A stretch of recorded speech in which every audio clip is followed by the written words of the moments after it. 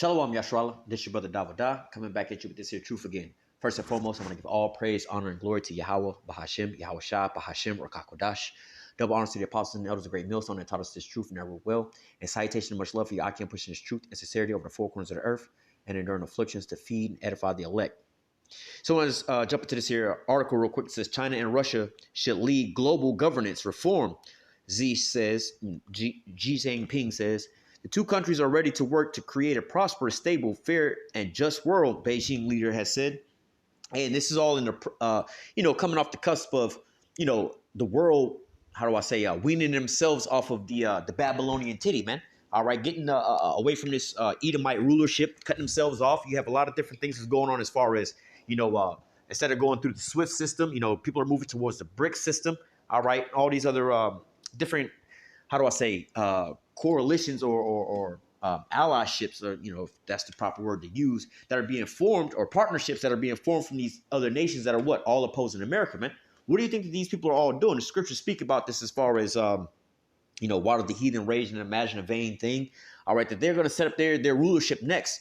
All right, but you have to understand prophecy, man.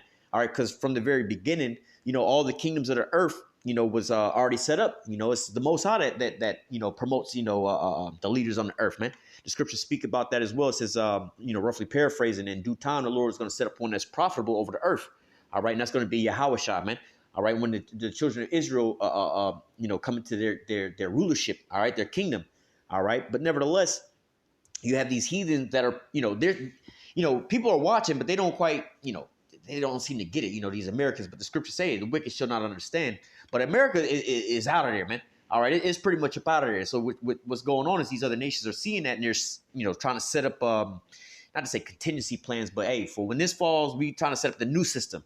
All right, but hey, it's not going to go well for them. All right, it says Chinese President Xi Jinping hosted top Russian senator, and we're going to keep calling this lady Valentina. All right, I can't pronounce her last name, for talks in Beijing on Monday.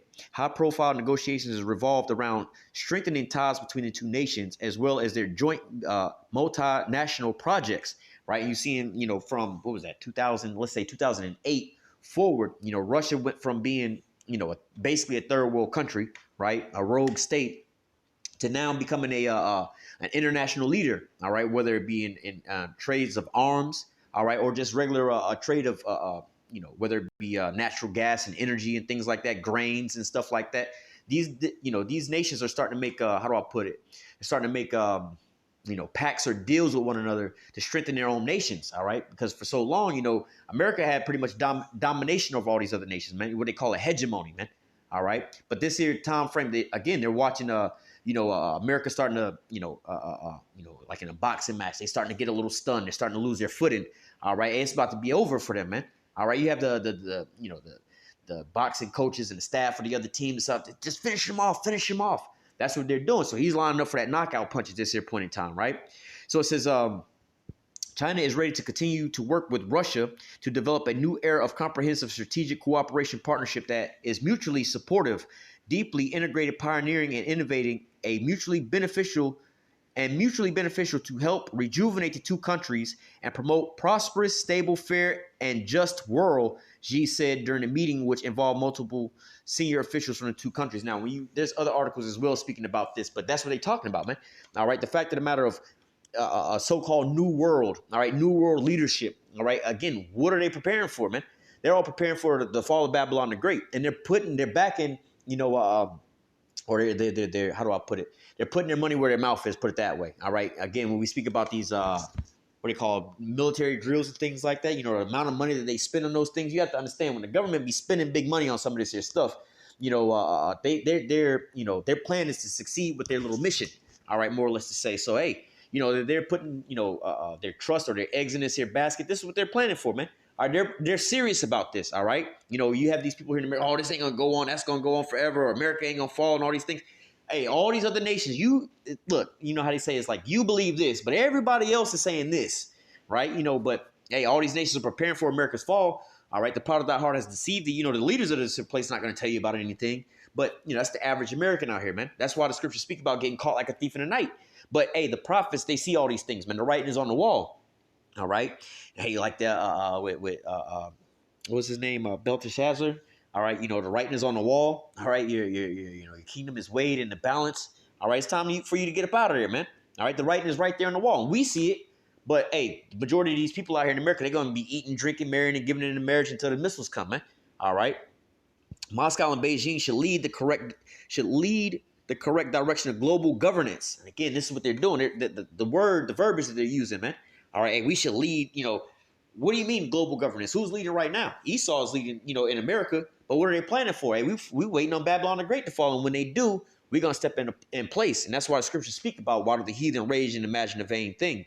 Let me finish this here off. It's not that long of an article. It says Beijing. Let me finish that. Yeah, let's just start here. It says Moscow and Beijing should lead the correct direction of global governance reform.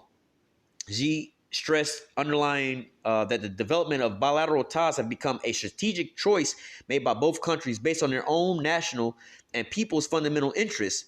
Xi added that the importance of the development ties such as the multinational groups such as the Shanghai Corporation and BRICS. Like I said, these people are creating these different, alliances, whether it be, and a lot of these alliances have the same people in there, but they're different alliances for different things. So to give you an example, like the EU, right? The EU is not a fighting a group like a military group. The EU is more or less like for trade and economics, like the European. It stands for the European Union, but that group alone is just for again dealing with like money and stuff like that, finances and things like that. However, now each of those nations that's in the EU, they all got a military, but NATO on the other end, all right, is strictly a military arm, right? It's not like for financial things and everything else. That's not the type of group that they're in. So you have a lot of these different groups. Like, let's say, for instance, you have, not to say that, so let me put it this way so you don't get caught up in the words. The same people that's in the EU, right, they all pretty much make up the people they're all a part of NATO, but it's not the other way around, because you have, like, America's not part of the EU, right, but they are a part of NATO with one another. So you have scenarios like that, right? I'll give you an example. All Tahoes are Chevys, but not all Chevys are Tahoes, if you get my drift. You know what I'm saying? So, you have these here situations. But going back to the Shanghai Corporation and the BRICS nation, China and Russia are part of both of them, right? But nevertheless, you see these nations starting to create these different types of ties, all right, to set up a governance or what, how do they put it? They have how they say now we live in a global economy, a global trade. Everybody's all connected and things like that, because America is the so-called glue that holds everything together, especially with the petrodollar, man. All right, not just really the petrodollar when dealing with natural gas and oil and stuff like that. But hell, even if you want to start trading just actual goods, whether it's fruits, produce and stuff you still need the American dollar for all these things. But now what do we start to see these different nations do? Like, for instance, the BRICS nations, right? Hey, we trying to get us a different, platform to be able to trade with each other with, man. So America can't blackball us or put sanctions on us so we can keep trading and everything else like that, man. All right. It says during the meeting, this is that Valentina lady. Valentina, the Speaker of Russia Upper Chamber of Parliament, relayed a spoken message from Russian President Vladimir Putin and Xi. She said Russia-China ties have in recent years reached their highest ever point and will continue to improve even further. This is the key role of the leaders of the two states. Such cooperation is the best interest of our country, she said. Speaking to the reporters after the talks, Valentina stated that Moscow can always rely on a firm, reliable, friendly shoulder, and China held the country as a very responsible, serious state. All right, and hey, these nations, hey, they're but we don't know what their ultimate end game goal is, whether they want to snake one out or the other one out. None of that even matters, because we know, again, according to prophecy, what the end game goal is, man. But right now, you see them jockeying for position, all right, waiting for America to fall, and they're trying to set up their own ways, man. But they're just fulfilling prophecy. This is all futile plans, man.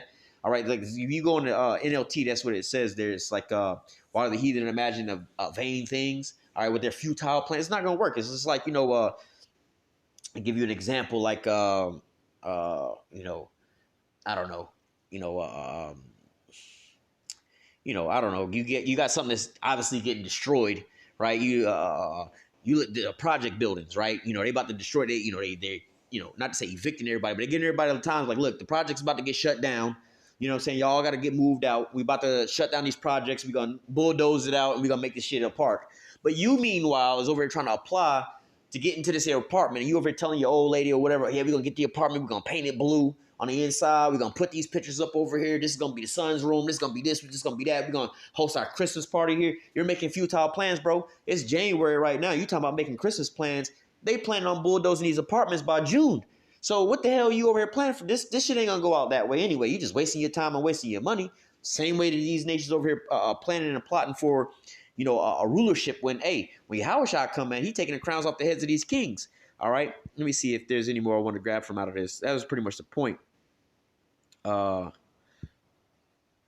Yeah, about them trying to band together. So let's read this a little bit. All right, because we know what's coming next, man. All right, Israel is up next, man. All right, this is Psalms 2:1. It says, "Why do the heathen rage, and the people imagine a vain thing?" And so when you go in the NLT, it says, "Why are the nations so angry? Why do they waste their time with futile plans?" All right, and this is how it has to play out, because how do you expect it to play out? Most people don't believe in the scriptures. They don't believe the scriptures say they're not going to the wicked's not going to understand. They're not going to get it anyway. Their eyes were blinded. They're not going to get it anyway. So in reality, how you think this is going to play out? Okay, these other nations, these other rulers, they on point where we at. They on the same side we on and everything else like that. So they know Esau finna fall, or these American Edomites, all the Edomites are going to fall. But, you got to say they're dealing with Russia right now. But because Russia is a part of this. But, the American Edomites is going to fall, and we just going to sit back because Russia going to fall as well, too. Moab ain't gonna get up in there, so we ain't even gonna plan for it. We know the Yahushua gonna come back and take over, so we just man, because that would just the cat would be out the bag, right? But you have those that have that the patience and the faith of the saints, man. Only they believe on Yahweh and Yahushua, man. All right, but nevertheless, these other nations, they're gonna keep going on with their wickedness, man. Just like 2/3 of our people gonna be doing, just like the rest of these wicked gonna be doing. They're gonna be like the scriptures say about Esau, they're gonna build, but the Most High is gonna throw down. All right, the scriptures speak about they're gonna be eating and drinking until, like in the days of Noah, until Noah entered into the ark. All right, it's going to be the same way here going on. They're going to be making these same futile plans. Like I said, you over here planning on having a Christmas party in this new apartment that you over here applying to move into, right? They're not even accepting applications, bro. You got a paper fucking application trying to apply for this apartment when they got rid of paper applications 10 years ago. You got to apply online right now. In fact, the website that you apply on online, that shit been shut down for 2 years because they been knew the apartments was going down. So all of this planning and plotting and moving into this apartment and buying up some paint to paint your apartment, buying up furniture. You went to IKEA, bought all this furniture to have it delivered to this apartment. You about to have the apartment painted. You didn't send out invites and everything else like that for your Christmas party in December. And here it is, January. You planning all this here shit out, knowing good and damn well the apartment's going to be gone by June. This shit it's in vanity, man. You're just doing this for nothing, really. But this is the same thing that these other nations are doing, all right? So it says, why do the heathen rage and the people imagine a vain thing? The kings of the earth set themselves, all right, and the rulers take counsel together against the Lord and against his anointed, saying, so let's go in the NLTs. The kings of the earth prepare for battle. The rulers plot together against the Lord and against his anointed. Now, going into that, ultimately Esau is going to fight up against the Lord, him and his allies and things like that. But overall, they, again, what they're planning for, because come on, man. They're like, look, we're going to be up next, and whoever try to challenge us, we're going to take them down too. This is the part of their heart as well. They deceived as well too, man. But all these nations are about to go into subjection, man. All right. It says, this is what they say. It says, I'll read this in the NLT. It says, verse 3, let us break their chains. Whose chains, right? They cry and free ourselves from slavery from God, right? So this is their plan. Nah, you know what? If we see Babylon finna fall, but if we set up our own shit, soon as they fall, we can just slide in there real quick and just take over, and it'll be nothing, there'll be no difference. We can probably rule for a while. If we could just get back in the parameters, don't do everything that these American Edomites were doing, we could probably prolong all this. We could probably get it. Nah, man, these are your futile plans, man. All right, it's all done in vanity, man. But nevertheless, again, like I said, they're not going to sit there and agree with us anyway, like, as the Moabites. You know what? Yeah, Yahushua finna come back and put us all in subjection anyway, so the fuck are we over here building up for anyway? All right, hey, how do you say? Prophecy has to be fulfilled, man. These nations are going to be, enriching themselves all the way up until what? The day of the Lord for battle, man. All right, it's going to be a time like never before that was on the face of the earth, even to the end. So these people have to get their rocks off, man. They have to get their last little bit, their last hurrah. This is the last time you're going to have uprising and violence on the earth, man. and then the Lord being the king of drama, all right, gonna go out. Not the Lord's not gonna go out with a bang, but this here, like how the scriptures say, Esau is the end of the world and Jacob is the beginning of it that followed. This here rulership, this here world that we're living in, this rulership of wickedness, all these wicked people ruling. Hey man, it's got to go out with a bang, man, because we're not gonna have any of this stuff going on once we get into the kingdom. We're gonna have an everlasting kingdom. Let me read verse 4. Well, let me read 4 and 5 and 6. But 4, it says, he that sitteth. Well, I'll read both NLT and the KJV, but KJV, it says, he that sitteth in heaven shall laugh. Yahweh shall have them in derision. Verse 4 in the NLT, it says, but the one who rules in heaven laughs. Because again, the scriptures speak about, we'd have to get in the Apocrypha for that. But, in due time, the Lord's going to set up one over the earth that is profitable, roughly paraphrasing. So if he going to set up Yahweh shall to rule, who the hell is these mortals on the face of the earth to be able to contest that? All right. And in reality, once they see when the Lord come back and them chariots and everything, hey, we'll get that next. But nevertheless, the Lord's going to come take the crowns off the heads of these kings anyway, man. Just like you can think back to Joshua, Caleb, and Rahab, what Rahab said to them. In fact, we'll read that next. Let me read this, verse 5. Then shall he speak unto them in his wrath and vex them and his sore displeasure, right? And that's what we're going to read in Joshua real quick. I'll point I want to grab off of that. It says, yet I have set my king upon my holy hill of Zion. So the Lord is the one. Well, let me read that in the KJV or the NLT. It says, for the Lord declares, I have placed my chosen king on the throne in Jerusalem on my holy mountain. So we already know, who's going to rule, what nation's going to rule after that, after all of this. So why don't the heathen rage and imagine a vain thing? They're not going to think that, hey, just going back to the apartment scenario. You over here talking about all your plans about what you finna do to this apartment. Meanwhile, the people that didn't own the property and everything else like that, like, bro, by the time you're trying to have your Christmas party, we would have had these apartments torn down. All right, and the water park that we plan on putting here, or the expressway, or the Sam's Club we plan on putting here, gonna already be built. So what the hell are you talking about having a Christmas party, bro? By the time December come, bro, this shit gonna be an interstate, bro. You tripping? You know what I'm saying? I already got my plans. I already got my budget. I already got to pay for it. They moving in right now on all this construction. So what the hell are you talking about? What you finna be doing, man? All right. But going back to verse 5, it says, then shall he speak unto them in his wrath and vex them in his sore displeasure. In fact, I'm gonna read. Let's go to Joshua first, because I just mentioned that. Then we'll go over, is it Joshua 2, I think it is?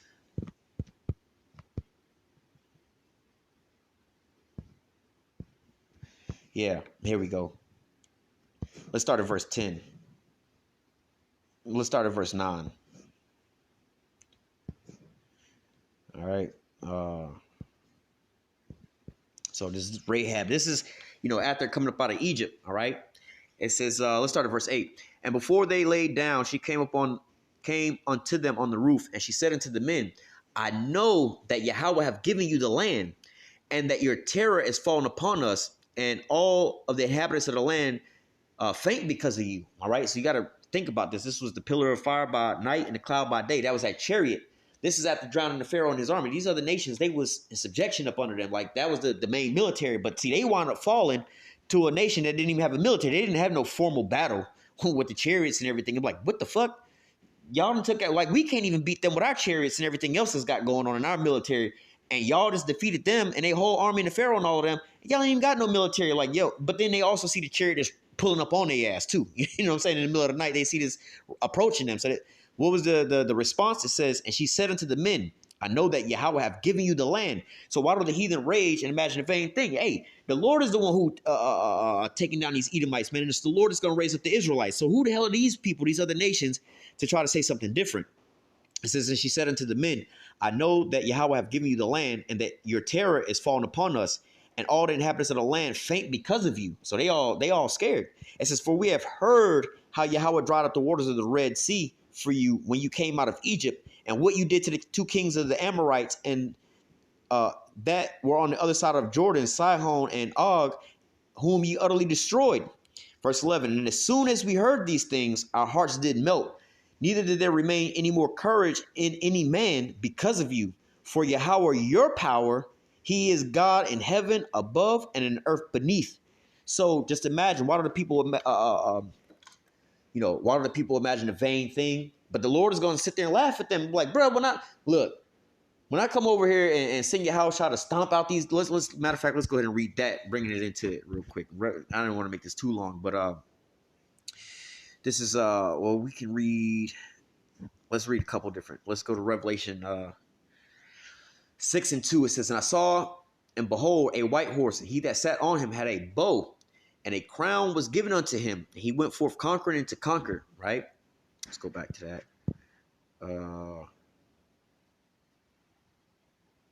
What do we want to read? Revelation 19:11. It says, "And I saw heaven open, and behold, a white horse. And he that sat upon him was called Faithful and True. And in righteousness he doth judge and make war." So Yahushua is going to reign supreme out here, man. This is, well, we'll get to that, Lord's will. I can think of that was at Daniel 7, right? It says, "And his eyes were of a flame of fire, and on his head were many crowns." And again, he had on his head many crowns. Why did he have all these many crowns on his head? Because he went forth to conquer and conquering, to take the crowns off the heads of these kings. It's not just the Edomites, but it's going to be all these other, you could say princes, that's on the earth. Because, Moab has rulership, but he's up under the Edomites. But he ain't going to be in no position of rulership after Yahushua returns and put these people in subjection. Those crowns are coming up off their heads as well, too. Everybody's going to be in a position of subjugation, save the Israelites, man. All right. It says, verse 12, "His eyes was a flame of fire, and on his head were many crowns, and he had a name written that no man knew but himself. And he was clothed with a vesture dipped in blood, and his name was called the Word of God. And the armies which were in heaven followed upon him, white horses clothed in fine linen, white and clean." Now, and speaking on that, we're not going to go further on down, but you can, read more about that, and what is that? 2nd Ezra 13 goes into that even more of a description.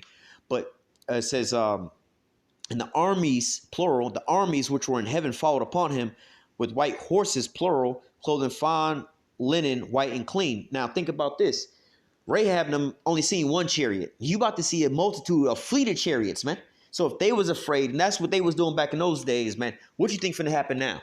All right, so when the Lord sent Yahushua to come in and wreak havoc on this here bad boy, man, these nations is going to fall in the line. And the scriptures say, hey, the nation that won't serve you, they're going to be utterly destroyed, man. So they're going to be brought into subjection. All right, let me go ahead and read this here last. Let me see if I can find it first.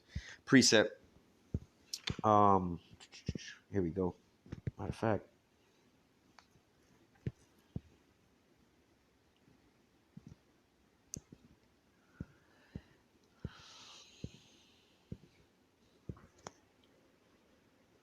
I mean, I can read this because this is going into it, but verse 9, Daniel 7:9, it says, "And I beheld to the thrones were cast down." And we just read about that, right? He went forth conquering, and on his head he had many crowns. See, the thrones of the earth, they have been cast down. There's no more, again, like I said, these other people ain't going to be ruling no more. It's going to be top down, Yahushua, King David, and the disciples, the 12, the 144,000.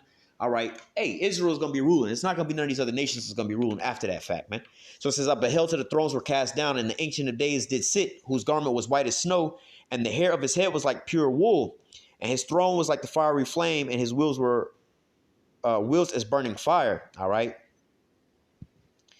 It says, "And the fiery streams issued, and came forth from before him. Thousands ministered unto him, and 10,000 times 10,000 stood before him.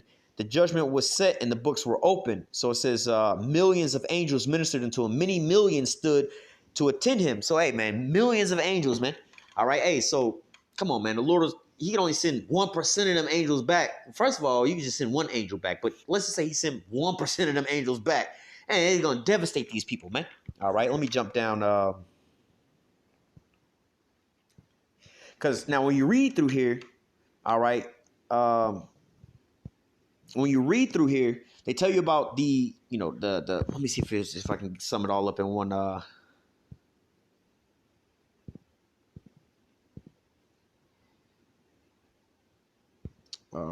word.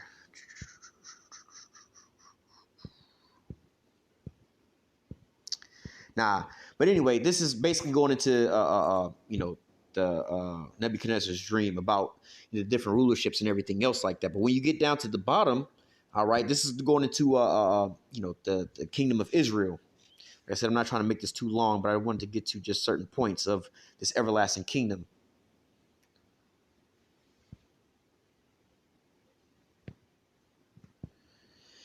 So we just read verse 10. Let's jump down to verse 13. It says, and I saw in a night vision, and behold, one like the Son of Man came with the clouds, all right, the chariots, the clouds of heaven, and came unto the Ancient of Days, and they brought him near before him. And there was given him dominion and glory and a kingdom, that all people, not some people, not just the Israelites, but all people, nations, and languages should serve him. His dominion is an everlasting dominion which shall not pass away, and his kingdom which shall not be destroyed. So, these futile plans that they have going on, that, hey, after Esau, these American Babylonians rule, we got next. Russia think they got next. But, yo, bro, it's the end of Edomites rulership. Y'all Edomites too, bro. Y'all about to be done for as well, too. Moab, you ain't even getting on the throne. Ham, y'all ain't getting on the throne, man. All right, so, hey, this is what's going to happen, man. All right, this is going to be an everlasting kingdom. Let me see. Let me jump down. Well, let's read verse 18. It says, but the saints of the Most High shall take the kingdom and possess the kingdom forever and ever and ever. So, the saints, right? Let me see. Jump it down. I think there's one more verse I want to read about.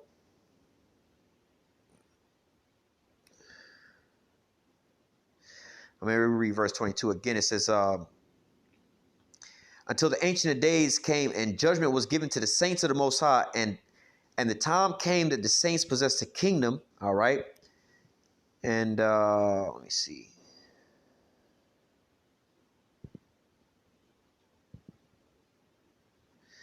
All right. So we're going to read verse 26 and 27.